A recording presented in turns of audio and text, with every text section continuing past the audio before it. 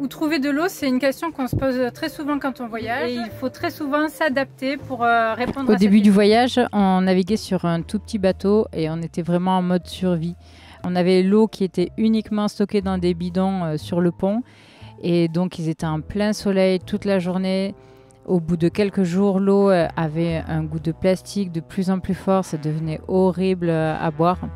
On n'avait rien embarqué qui pouvait modifier l'eau, ni un filtre, ni même du sirop ou rien à mettre dedans. Et on s'est fait la traversée de la Méditerranée en buvant une eau chaude, très chaude, goût plastique à fond, ça devenait vraiment imbuvable. À la fin, on réfléchissait à savoir si on avait vraiment soif. Il nous est arrivé de remplir des bidons chez des particuliers qu'on a rencontrés et qui nous proposent de venir chez eux. Il est arrivé de remplir des bidons aux fontaines et de marcher parfois des kilomètres pour pouvoir ramener de l'eau au bateau. Encore chez des copains qui sont sur des bateaux et qui ont des dessales, des désalinisateurs, et donc on utilise leur eau. La plupart du temps, on va plutôt sur des ports, des marinas. Je m'en vais au puits. Bien. On va chercher de quoi survivre. Au revoir. Au revoir.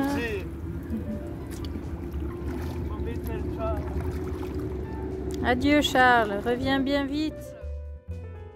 Nous n'avons pas de cuve à bord du bateau. On stocke sur le pont. On a plusieurs jerrycans d'eau, à peu près une centaine de litres. Et ensuite, on stocke des bouteilles minérales d'1,5 litre qui rentrent très facilement dans tous les coffres, tous les petits recoins. L'approvisionnement pour les grandes traversées donne lieu à des séances de chargement de bouteilles, en général transportées sur le kayak depuis la terre jusque sur le bateau. Et puis ensuite, les packs sont dépiotés et on les range dans les coffres. On met à peu près 17 packs dans chaque couchette, ou plutôt sous chaque couchette. Plus on a des espaces dans la cuisine. Et donc sur une traversée comme la Transat par exemple, Transat Aller, on a embarqué 400 litres d'eau. Ce qui représente bien sûr beaucoup trop d'eau pour nous quatre, mais on se prend une marge histoire de toujours être en sécurité, même si on venait à démater ou avoir vraiment beaucoup de pétole ou n'importe quelle avarie qui nous oblige à rester longtemps en mer.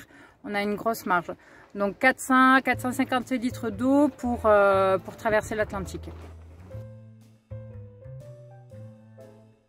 Consommation au quotidien pour 4 personnes, on fait à peu près 1,5 litre à 2 litres par personne par jour. Donc en gros entre 6 et 8 litres par jour pour tout qu'on boit. En général, on utilise les bouteilles parce que tout simplement, étant stockées dans des coffres qui sont à l'ombre et qui sont dans le fond du bateau, elles sont fraîches, elles n'ont pas de contact avec le soleil. Mais on a aussi des gros bidons que l'on utilise plutôt quand on est au mouillage, quand on a la possibilité de les remplir régulièrement, on va dire, ou pas trop difficilement, qui évite de gaspiller beaucoup trop de plastique. Les jerrycans stockés sur le pont sont toujours exposés au soleil et au bout d'un moment, l'eau va prendre le goût du plastique.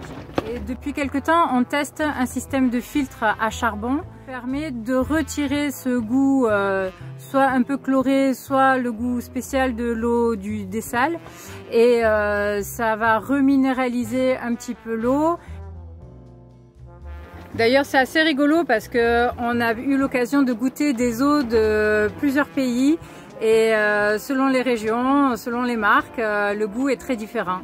Donc on fait aussi un petit tour de l'Atlantique des eaux minérales. Concernant la vaisselle et l'hygiène corporelle, les douches, on utilise de l'eau de mer. Là, le petit secret, c'est que vu que l'eau est salée, il faut toujours sécher. Donc la vaisselle, une fois qu'elle est nettoyée, on la sèche et ça permet de ne pas rouiller.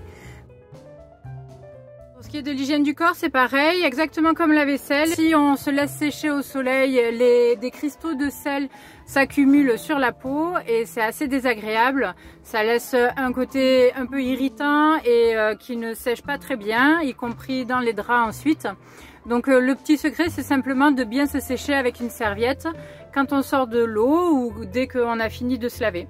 Mais ça lave très bien, alors ça ne mousse pas, ça mousse en tout cas beaucoup moins qu'avec de l'eau douce, mais ça marche, ça nettoie et la peau est en fait très belle et ça fait du bien finalement à la peau. Si jamais malgré tout on a envie de se rincer à l'eau douce, on utilise pour économiser de l'eau un pulvérisateur de jardin, tout simplement. On peut se laver à 4 avec 5 litres puisque c'est pulvérisé et donc on utilise très peu d'eau, c'est hyper efficace.